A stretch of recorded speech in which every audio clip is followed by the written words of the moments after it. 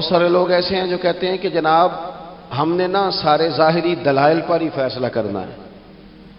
کچھ فیصلے ضمیر کی آواز پر بھی ہوتے ہیں، کچھ فیصلے دل کی گواہیوں پر بھی ہوتے ہیں، کچھ فیصلے ایسے ہوتے ہیں جو کرنے پر روح بھی مجبور کرتی ہے، کچھ جگہیں ایسی ہوتی ہیں جہاں جسم نہیں جاتا پر عشق بندے کو گھسیٹ کر وہاں لے جاتا ہے.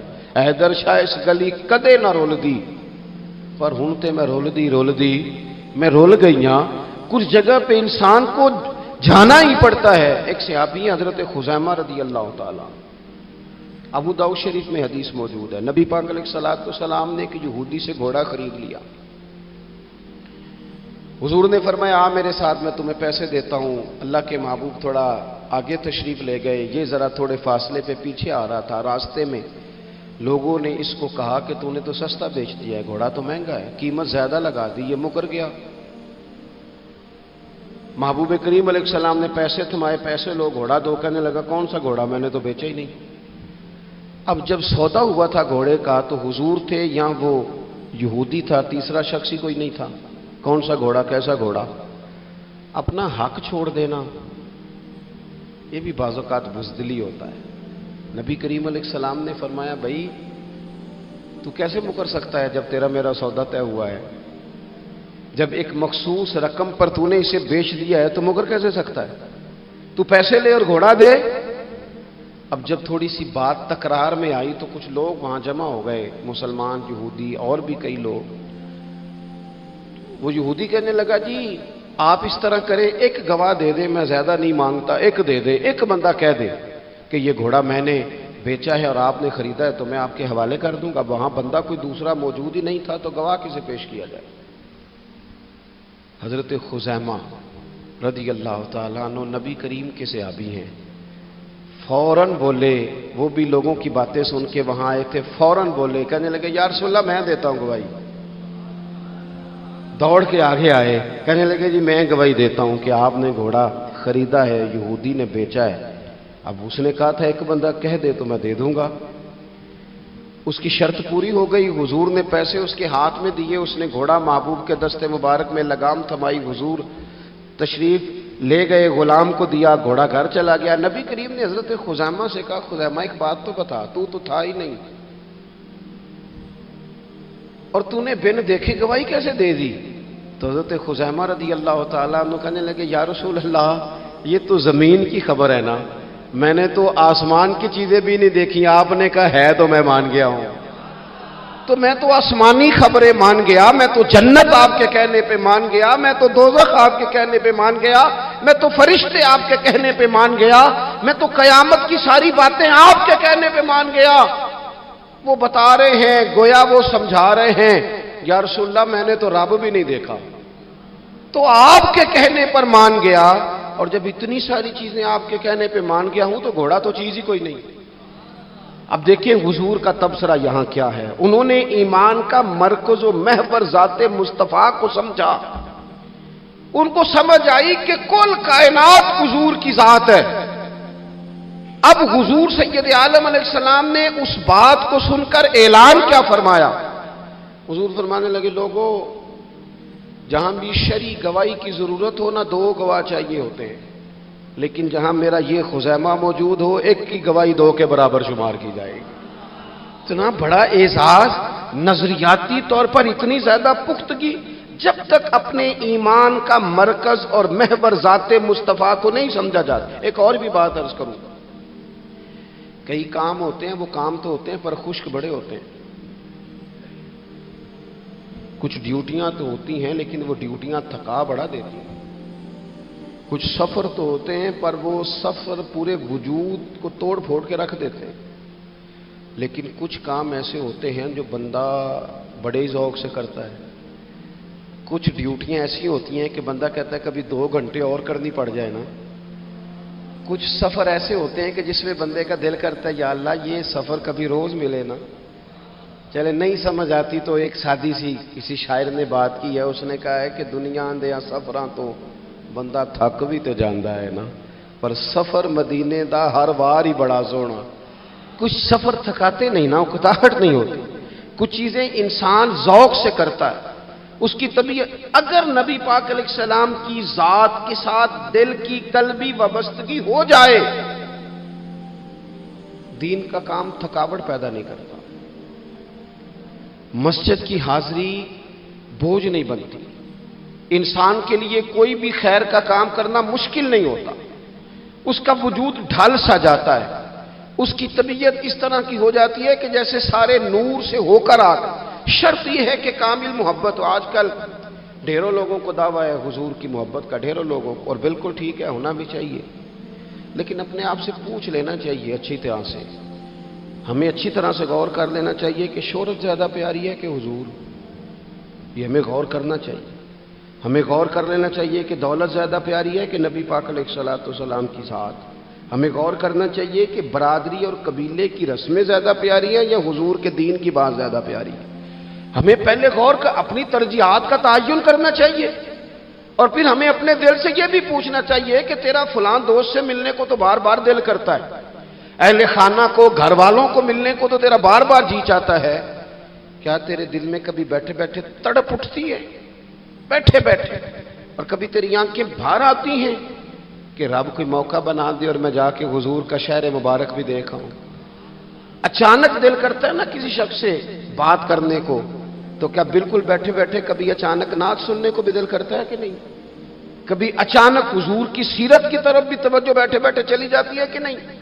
دیکھیں، کوئی بندہ بھی انکار نہیں کرے گا جب کسی سے کہا جائے گا کہ مجھے حضور علیہ السلام سے بڑی محبت ہے، لیکن آپ کو کس سے محبت ہے، آپ کس سے پیار کرتے ہیں، یہ صرف آپ کو ہی پتا ہوتا ہے۔ میں کس سے محبت کرتا ہوں، میرے دل میں کس بندے کے لیے کتنی گنجائش ہے، یہ سامنے والا نہیں ماپ سکتا، یہ صرف میں ہی ماپ سکتا ہوں، جو کہ دل جو میرا ہے، یہ باطنی کیفیات میری ہیں۔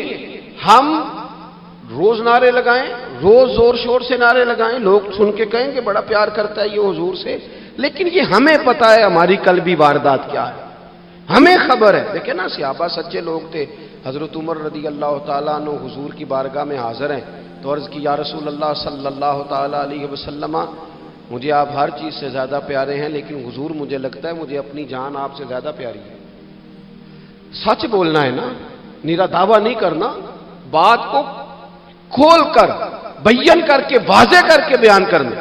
یا رسول اللہ صلی اللہ تعالیٰ علیہ وسلم، مجھے محسوس ہوتا ہے مجھے اپنی جان آپ سے زیادہ پیاری ہے، تو حضور نے ان کے دل پر ہاتھ رکھ کے فرمایا عمر ابھی ایمان نہیں مکمل ہوا۔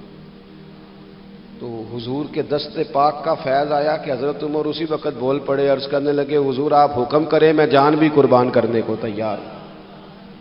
اپنے آپ سے بات کریں، اپنے اوپر تھوڑی توجہ دیں، دوسروں کو تبلیغ کرتے، دوسروں کو واعظ کرتے، دوسروں کو نصیحت کرتے، دوسروں کو سمجھاتے تو بڑا وقت گزر گیا۔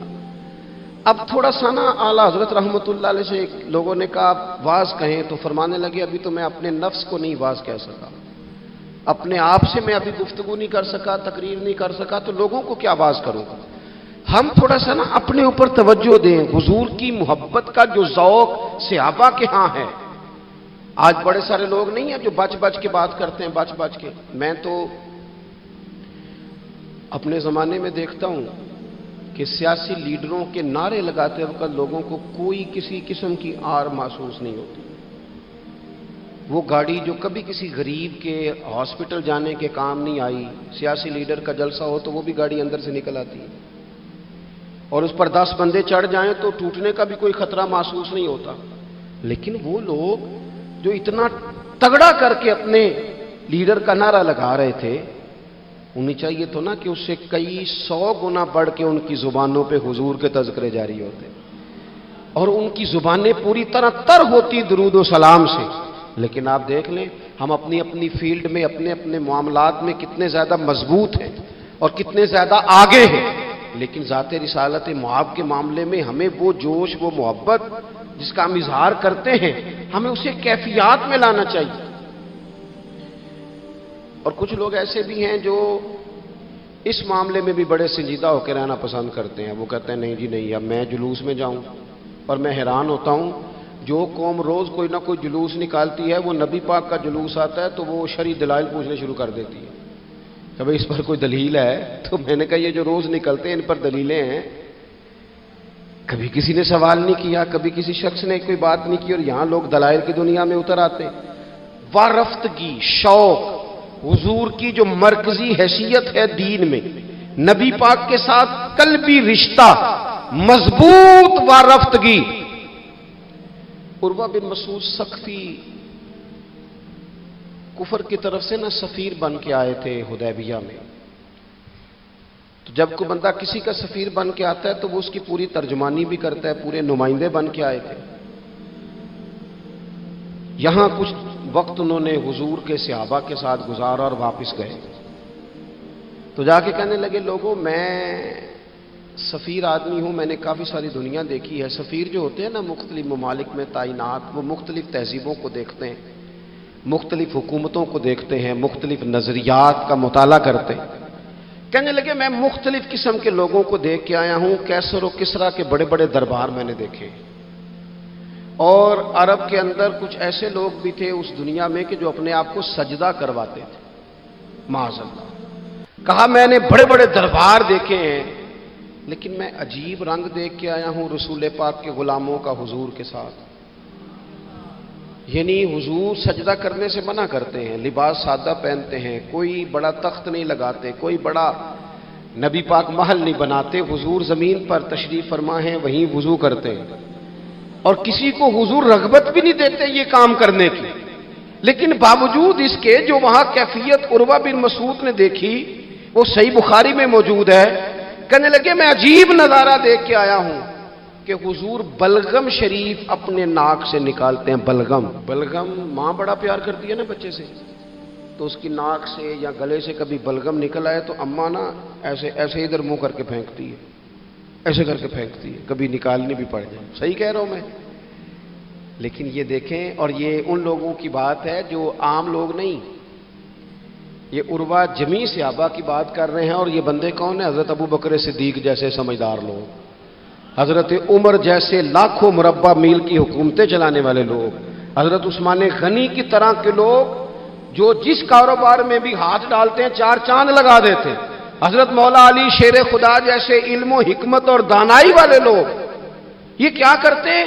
عروہ کہنے لگے کہ نبی پاک کے ناک مبارک سے بلغم نکلتی ہے تو اپنے چہروں پہ مل لیتے ہیں یار، اور یہ صحیح بخاری میں موجود ہے، وہ اپنے جسموں پہ ملتے ہیں۔ اور کہنے لگے جب وہ وضو کرتے ہیں نا حضور، تو وہ جو وضو کا بچا ہوا پانی ہے اس کے لیے ان کے جذبات اس طرح کے ہیں کہ لگتا ہے وہ لڑ پڑیں گے آپس میں، وہ لڑیں گے کہ یہ قطرہ مجھے چاہیے، یہ حضور کے مقدس جسم سے لگا ہوا ہے۔ اور میرے امام کو تو پھر بات کہنی آتی ہے نا، اعلیٰ حضرت فرماتے ہیں جو حضور کے قدموں سے لگ کے دھومن بن جائے نا وہ تو آب حیات ہوتا ہے، وہ پی لینے والے تو مرتے ہی نہیں وہ لوگ تو باطنی طور پر ہمیشہ زندہ رہتے ہیں۔ کہتے ہیں جس کے قدموں کا دھوون ہے آب حیات ہے وہ جانے مسیحا ہمارا نبی، اور جس کی دو بوند ہیں کوثر و سلسبیل ہے وہ رحمت کا دریا ہمارا نبی۔ عروہ کہنے لگا وہ تو لڑ پڑیں گے۔ اور تیسرا عروہ کہنے لگا میں نے عجیب منظر وہاں دیکھا ہے کہ حضور کوئی حکم کرتے ہیں تو ہر بندہ پہل کرتا ہے، جلدی کرتا ہے حکم ماننے، تیزی دکھاتا ہے۔ اور تیسرا میں نے یہ دیکھا ہے جب حضور گفتگو کرتے ہیں تو ان پر اس طرح کا رعب طاری ہوتا ہے کہ وہ تو نظر بھر کے حضور کا چہرہ بھی نہیں دیکھتے۔ کہنے لگا یہ کیفیات میں ان لوگوں کی دیکھ کے آیا ہوں جو اپنے حبیب سے اتنی محبت کرتے ہیں، وہ کبھی بھی حضور کے دین کا جھنڈا نیچے نہیں آنے دیں گے، وہ کبھی بھی کسی کفر کی نفاق کی سازش کو آگے نہیں بڑھنے دیں گے۔ تو کافر تو کل بھی اس بات کا اظہار کر رہا تھا کہ ہمیں جو ڈر لگتا ہے مسلمانوں سے وہ اس بات سے لگتا ہے یہ اپنے نبی کے ساتھ بڑے جڑے ہوئے، ان کا رشتہ حضور کے ساتھ بڑا مضبوط، اور امت سوال جواب کر رہی ہے، امت ترازو لے کے بیٹھی ہے کہ اتنا علم تھا معاذ اللہ اور اتنا نہیں تھا، یہ کر سکتے تھے اور یہ نہیں کر سکتے، ان کو یہ کہنا چاہیے اور یہ نہیں کہنا چاہیے۔ بھئی یہ تو ہمارے بزرگ پرانا فیصلہ کر گئے، وہ کہتے ہیں بعد از خدا بزرگ توئی قصہ مختصر، اور حضور رب کے بعد سب سے بڑے ہیں، یہی مختصر قصہ ہے۔ تو حضور سید عالم کے ساتھ جو قلبی وابستگی ہے، نبی کریم علیہ السلام نا مدینہ شریف میں جب ہجرت کر کے تشریف لے گئے تھے تو حضرت ابو ایوب انصاری رضی اللہ تعالیٰ عنہ کے گھر میں حضور نے قیام فرمایا تھا، ہمارے پاس بہت ساری چیزیں ایسی ہوتی ہیں جن کی طلب بڑی ہوتی ہے، لیکن جب وہ حاصل ہو جاتی ہیں پھر ان کی طلب نہیں رہتی۔ ایک چیز آپ کے پاس ہمیشہ رہنے لگ جاتی ہے، پھر اس کے ادب اداب زیادہ نہیں رہتے۔ یہ ایک مزاج ہے عام آدمی۔ چلے میں اپنی بات بتاتا ہوں آپ کو۔ عام آدمی جو ہوتا ہے نا، وہ قرآن شریف کے غلاف کو بھی چومتا ہے، پھر قرآن پاک کو بھی چومتا ہے، پھر وہ بڑے احترام سے کھول کے رکھتا ہے۔ لیکن ہمارے مدارس میں جو حافظ ہوتے ہیں وہ نہیں زیادہ چومتے، ان کے پاس رہتا ہے نا ہر وقت، وہ لا کے رکھتے، ادب کرتے ہیں، کوئی بے ادبی نہیں کرتے، اللہ معاف کرے، لیکن جس طرح سے عام آدمی اس کو بار بار چومتا ہے یا ذوق کا اظہار کرتا ہے۔ دیکھیں حافظ بیچ بیچ میں سے ناراض ہونے لگ گیا مجھ سے۔ آپ ناراض نہ ہوں، لیکن چلو بات کر تو لینے دو نا، جو ٹھیک ہے وہ کر تو لینے دو۔ یہ ہوتا ہے بعض اوقات، جو چیز بالکل قریب آ جاتی ہے نا، یعنی ایک چیز آپ کا مقصود ہے اور اگر وہ مقصود مل گیا تو، وہ جو درویش نے کہا تھا نا کہ یہی بہتر ہے کہ پردوں میں وہ پردہ پوش رہے، اس کی بھی بڑی حکمتیں ہوتی ہیں، اس لیے کہ جو تڑپ، ملنے کی تڑپ کی جو لذت ہے وہ کئی دفعہ وصال کی لذت نہیں ہوتی۔ تو یہی بہتر ہے کہ پردوں میں وہ پردہ پوش رہے، اور وہ اگر پردے ہٹا دے تو پھر کسے ہوش رہے۔ جب آپ کو وہ چیز میسر آ جاتی ہے تو پھر اس کی قدر۔ اسی لیے حضرت عمر فاروق رضی اللہ تعالیٰ عنہ کا یہ طریقہ تھا کہ جب لوگ حج کر لیتے تھے نا تو فرماتے تھے حج ہو گیا، اب اپنے اپنے گھر جاؤ، زیادہ دیر نہ رہو حرم شریف میں، زیادہ دیر رہو گے تو قدر نہیں کرو، اب جاؤ۔ بڑی دلچسپ ہوتی ہیں بے ترتیب ملاقاتیں، کبھی کبھی ملنے میں ذوق زیادہ ہوتا ہے، لطف زیادہ ہوتا ہے، طمانینت زیادہ ہوتی ہے۔ حضرت ابو ایوب انصاری کہتے ہیں مجھے مقصود مل گیا، کرم ہو گیا، میں منتظر تھی، میری روح میری نظر کے حضور میرے گھر تشریف لائیں، حضور آ گئے، کرم ہو گیا، رحمت ہو گئی۔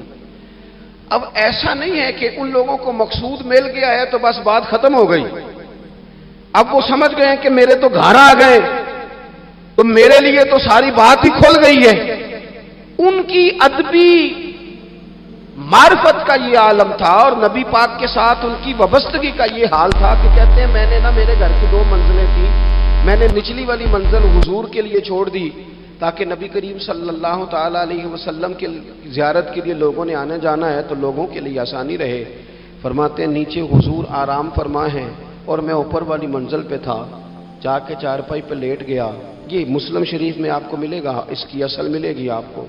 فرماتے ہیں میں آرام سے جا کے چھت پہ لیٹ گیا، رات کا تھوڑا سا پہر گزرا تو میرے دل میں خیال آیا وہ ایوب تو اوپر ہے اور حضور نیچے ہے، پائے نظر ہوش میں آ، یہ کوہ نبی ہے، آنکھوں سے بھی چلنا یہاں بے ادبی ہے۔ اور امام فرماتے ہیں حرم کی زمین اور قدم رکھ کے چلنا، ارے سر کا موقع ہے او جانے والے۔ کہا حضور نیچے؟ فرماتے ہیں ساری رات میں ایک دیوار کے ساتھ پیچھے ہو کے بیٹھا رہا، ساری رات یہ سوچتا تھا کہیں میں وہاں نہ چل دوں جہاں حضور آرام فرما ہو، میرے قدم نہ آ جائیں۔ میں تڑپتا رہا، مقصود پاس آ گیا ہے، وہ چیز حاصل ہو گئی ہے، لیکن اس کی تڑپ میں اضافہ ہوا ہے، احترام بڑا ہے۔ یعنی اب سوچ رہے ہیں کہ میں ان کا ادب کیسے کروں، ان سے محبت کیسے کروں، کس اعزاز سے انہیں بٹھاؤں۔ فرماتے ہیں کہ تڑپ کے میں صبح حاضر بارگاہ ہوا، میں نے کہا یا رسول اللہ کریم کرم ہو جائے، میری تو بساط ہی نہیں، میں چھت پہ کیسے گزارا کروں گا۔ تو حضور فرمانے لگے میرے پاس تو لوگوں نے آنے جانا ہے، میں تو نیچے ذرا آسانی محسوس کرتا ہوں، یہی ٹھیک۔ یا رسول اللہ آپ کی بات ٹھیک ہے، پر کریم اگر کرم ہو جائے نا تو مہربانی ہوگی۔ اللہ کے رسول نے جب نظر مبارک اٹھا کے حضرت ابو ایوب انصاری کا چہرہ دیکھا نا، خیال آیا مسلمان نیک و بد پہچان جاتے ہیں اور محمد تو آدمی کے دل کی باتیں جان جاتے ہیں صلی اللہ تعالی علیہ وسلم۔ حضور نے جب نظر فرمائی اور ان کی آنکھوں میں چمکتے ہوئے آنسو دیکھے تو حضور فرمانے لگے میں سمجھ گیا ہوں تو نہ اوپر رہ پائے گا نہ سو پائے گا، تو بچے لے کے نیچے آ جا، میں ہی اوپر چلا جاتا ہوں۔ صحابہ کی وہ جو خاص قلبی کیفیات ہے رسول پاک کے ساتھ، میرے سنگیوں دیکھو میلاد شریف کا جو جھنڈا ہے وہ بھی میلاد شریف کا ہی ہے، وہ میلاد کا جھنڈا، ایسا نہ ہو کہ میلاد کا جھنڈا کسی گلی میں پڑا ہوا نظر آئے، میلاد پہ چھپنے والا اشتہار پوسٹر کسی جگہ گرا ہوا نظر آئے۔ یہ جو لنگر شریف ہے نا، تبرک کے چاول، یہ حضور کے میلاد سے وابستہ ہیں، یہ گلیوں میں بکھرے ہوئے نظر نہ آئے۔ اس طرح کی کیفیات نہ ہو کہ محسوس ہو کہ جناب یہ تو احترام والے لوگ ہیں، یہ لوگ تو حضور کی محبت کی بات کرتے ہیں۔ محبوب کی نسبتوں کا احترام بھی محبت ہی کا ایک پہلو ہوتا ہے، خاص وارفتگی نبی پاک کی ذات کے ساتھ خاص۔ اور پھر ان لوگوں نے نا ان چیزوں کو بھی چھیڑا جن کی شریعت میں گنجائش تھی۔ شریعت کے دو حکم ہیں، ایک عزیمت ہے، ایک رخصت ہے۔ ایک یہ ہے کہ اگر حالات بڑے سخت ہیں، بڑے گڑبڑ ہیں، تو آپ تھوڑی دیر کے لیے سائڈ پہ ہو جائیں، رخصت ہے، اجازت ہے۔ اور ایک یہ ہے کہ آپ ڈٹ جائیں نا حالات کے سامنے، پھر اللہ مددگار ہے۔ ایک یہ ہے کہ گنجائش ہے، گنجائش ہے، اور ایک یہ ہے کہ دل نہیں میرا مانتا، میں گنجائش کا کیا کروں، میری طبیعت نہیں مانتی۔ چلیں ایک بات اور کھول دیتے، ایک ہوتا ہے حکم، ایک ہوتی ہے رضا، ان دونوں میں فرق ہوتا ہے۔ وہ جی میں نے حضرت صاحب سے کہا جی مجھے اجازت ہے میں جاؤں، انہوں نے کہا جاؤ میں چھٹی لے کے آیا ہوں۔ بھائی آپ نے چھٹی مانگی تھی، حضرت نے دے دی، استاد جی نے دے دی، یہ تو حکم ہے، لیکن تمہیں بھانپنا چاہیے تھا نا ان کی مرضی کیا ہے، ان کی رضا کیا ہے۔ رضا تو اس طرح کی ہوتی ہے کہ مکتب عشق کا دستور نرالا دیکھا، اس کو چھٹی نہ ملی جس نے سبق یاد کیا۔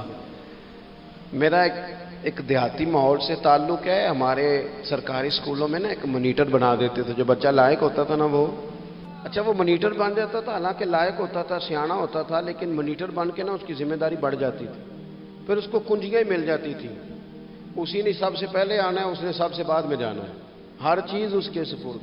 پیار جو زیادہ کریں ان کی ذمہ داریاں بھی زیادہ ہوتی ہیں۔ یہ کیا بات ہوئی کہ میری محبت زیادہ ہے تو میں مسجد میں غیر حاضر ہوں، میں حضور کا میلاد شریف زیادہ مناتا ہوں تو میں نے سنت شریعت کو اپنایا ہی نہیں۔ محبت مجھے حضور سے زیادہ ہے، لیکن حضور نے جو حقوق العباد ادا کرنے کا سبق پڑھایا ہے اس پر میری توجہ ہی نہیں۔ بھئی اگر آپ کا پیار زیادہ ہے تو پھر آپ کی ذمہ داری بھی زیادہ ہے، پھر آپ کو زیادہ حساس ہونا چاہیے۔ نبی کریم صلی اللہ تعالی علیہ وسلم نے ایک قانون دیا ہے کہ لا یکلف اللہ نفسا الا وسعها۔ رب فرماتا ہے جو بوجھ کوئی اٹھا نہ سکے ہم اس پر وہ بوجھ نہیں ڈالتے۔ اللہ کے راستے میں آپ نے خرچ کرنا ہے تو اگر آپ کی جیب اجازت دیتی ہے تو خرچ کریں، نہیں دیتی تو نہ کریں۔ شریعت اسلامیہ نفلی صدقات کے معاملے میں انسان کو مجبور نہیں کرتی۔ اسی طرح محبت کا معاملہ ہے، خدمت کا معاملہ ہے، لیکن صحابہ بعض وہ کام بھی کرتے تھے جو شرعی طور پر ان پر ضروری نہیں تھے، اور جب کرتے تھے تو کیوں کرتے تھے؟ محبت مجبور کرتی تھی، پیار مجبور کرتا تھا۔ طبرانی میں موجود ہے، اللہ کے حبیب علیہ الصلوۃ والسلام کو اچانک ایک صحابی نے دیکھا اور فوراً عرض کرنے لگے یا رسول اللہ میرے ماں باپ قربان ہو، چہرے پر نکاہت بڑی ہے، کمزوری ہے، کیا وجہ ہوگی؟ تو حضور نے ایک ٹھنڈی آہ بھری اور فرمایا میں نے کئی دنوں سے کھانا نہیں کھایا، کھجور اور پانی پر گزارا ہے۔ میٹھا کھانا بھی سنت ہے لیکن فاقہ کرنا بھی سنت ہے۔ اپنی مرضی کی سنت ادا کر لینا یہ تو بڑا آسان کام ہے، لیکن میرے بھائی شریعت اسلامیہ میں جو چیز غالب رہی ہے اس پر بھی کبھی کبھی ذوق کرے۔ اور پھر حضور کا جو فقر ہے اختیاری ہے، نبی پاک نے مانگ کے غریبی لی اللہ تعالیٰ سے کہ یا اللہ ایک وقت روٹی دے، ایک وقت فاقہ دے۔ تو نبی کریم علیہ السلام نے فرمایا کہ میں نے کھانا نہیں کھایا، کھجور پانی پہ گزارا ہے کئی دنوں سے۔ اب اس صحابی کو حکم تو دین کا یہی ہے نا کہ اگر گھر میں کچھ ہے تو لے آؤ، ورنہ شریعت پابند تو نہیں کرتی۔ تو وہ پہلے اپنے گھر گئے، جا کے پوچھا کوئی چیز ہے؟ گھر والوں نے کہا کوئی نہیں۔ پھر وہ پڑوسیوں کے گھر میں گئے، کوئی کھانے کی چیز ہے؟ کوئی نہیں۔ رشتہ داروں سے، محلے داروں سے پوچھا، کوئی نہیں۔ چپ کر کے نہیں بیٹھے، ایک یہودی کے باغ میں گئے، کہنے لگے یار کوئی مزدوری مل جائے گی؟ وہ سجنا یار مناؤن دی خاطر اساں کی بھیس بٹائے، کوئی مزدوری ملے گی؟ اس نے کہا گرمی بڑی سخت ہے، پانی کنویں کا نیچے چلا گیا، ایک ڈول پانی کا اگر نکال سکتے ہو تو ایک کھجور دوں گا۔ فرمانے لگے منظور ہے۔ کہتے میں نے اپنے کندھے سے چادر اتار کے بچھا لی، ایک ڈول پانی کا نکالتا، ایک کھجور ملتی، وہ میں اس کپڑے میں ڈالتا جاتا، چادر میں ڈالتا جاتا۔ جب ذرا میری چادر بھر گئی کھجوروں سے، میں نے اسے سمیٹا، لے جا کے حضور کی بارگاہ میں پیش کیا۔ محبوب وہیں بیٹھے تھے۔ کہتے حضور نے میرا پسینے سے شرابور وجود دیکھا اور میرے چھالوں سے بھرے ہوئے ہاتھ دیکھے اور میری تھکے تھکے وجود کو دیکھا، تو کریم نے ایک کھجور اٹھائی اور اٹھا کے منہ میں رکھی۔ حضور فرمانے لگے کس نے تجھے مجبور کیا یہ کام کرنے پہ؟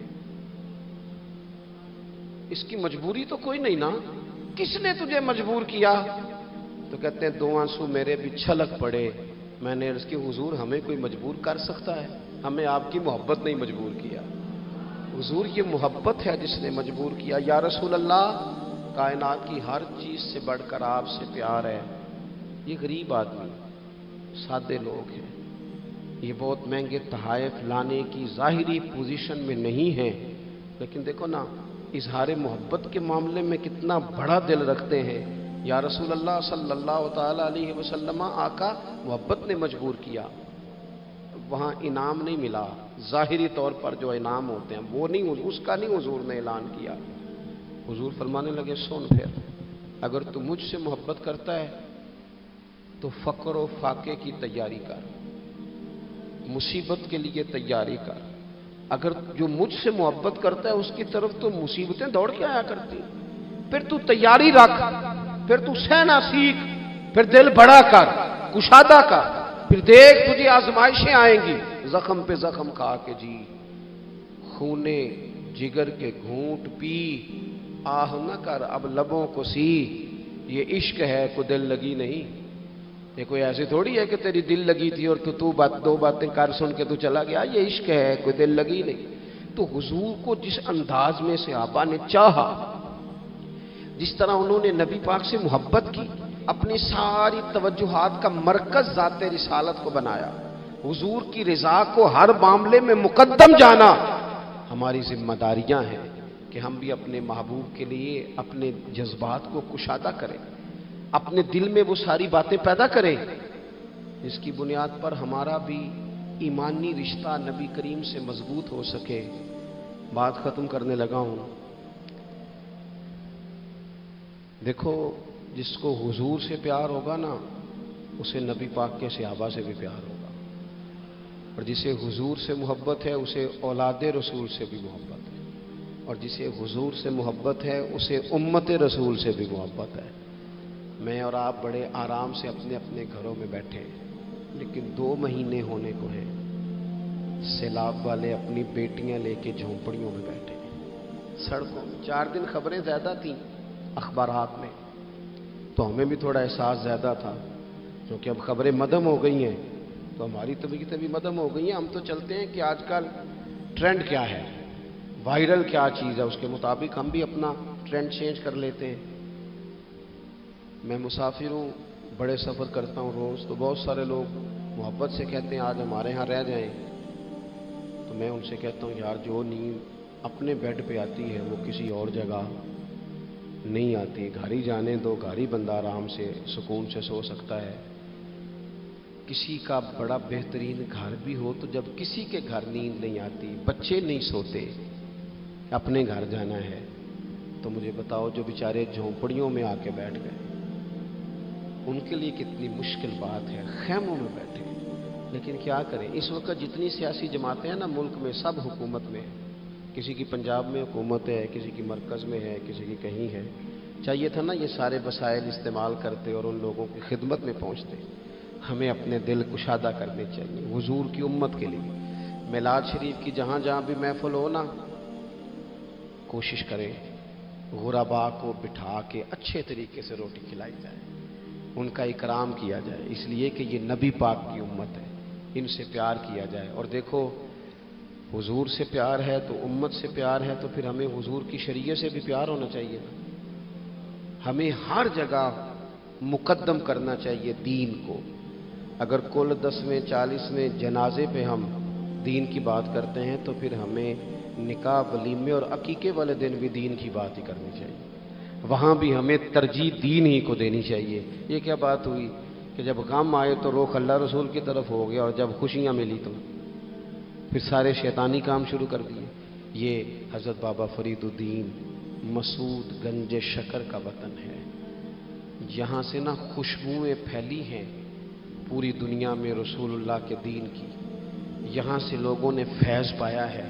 وہ سنگیو، یہاں آ کے وقت گزارنے والے محبوب الہی بن جایا کرتے ہیں۔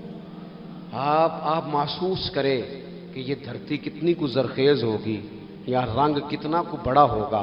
حضرت بابا صاحب رحمۃ اللہ علیہ کا خواجہ نظام صاحب کے ساتھ ایک خط ہے، جب انہوں نے کہا نا حضور ملنے کو بڑا دل چاہتا ہے، تڑپتا ہوں، تو بابا صاحب نے جواب میں لکھا تھا کہ نظام، فرید کا دل تجھ سے زیادہ تجھے ملنے کو کرتا ہے، لیکن اگر میں چل کے تیرے پاس آؤں گا تو یہاں دینی خدمت کا نقصان ہوگا، اور اگر تو چل کے آئے گا تو جو ڈیوٹیاں تو کر رہا ہے وہاں دینی معاملات کا نقصان ہوگا۔